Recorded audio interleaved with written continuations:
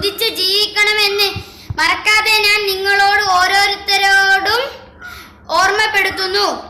ഏതാനും സമയം ഞാൻ നിങ്ങളോട് പങ്കുവെക്കുന്നത് നമ്മുടെ നബി മുഹമ്മദ് സല്ലല്ലാഹു അലൈഹി വസല്ലമയെ കുറിച്ചും അദ്ദേഹത്തിന്റെ ജീവിത രീതിയെ കുറിച്ചുമാണ്. ഉഷരഭൂമിയിൽ ഒട്ടകത്തിന്റെ കയറും പിടിച്ച് നടന്ന ഒരു അറബ് ജനതയെ പ്രവാചകനായ 23 വർഷകാലം കൊണ്ട് സംസ്കാര സമ്പന്നരാക്കി.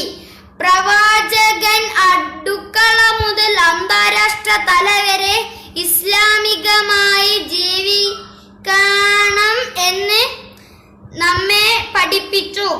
നാം ഓരോരുത്തരുടെയും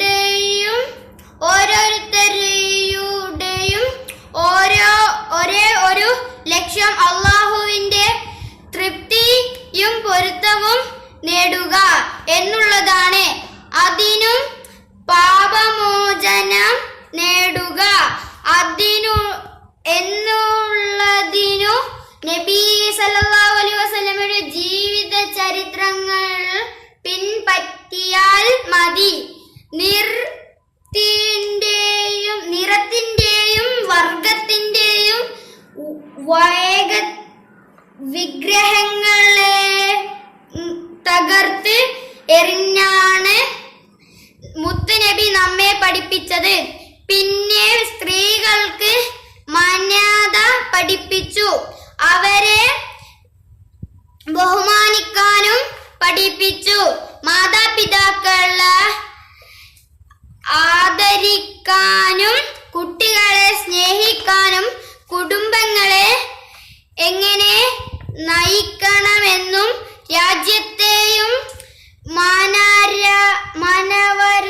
മാനവരാശിയെയും എങ്ങനെ നയിക്കണമെന്നും നമ്മെ പഠിപ്പിച്ചു. നബി സല്ലല്ലാഹു അലൈഹി വസല്ലമ ജീവിത ശൈലി നാം പിൻപറ്റുകയാണെങ്കിൽ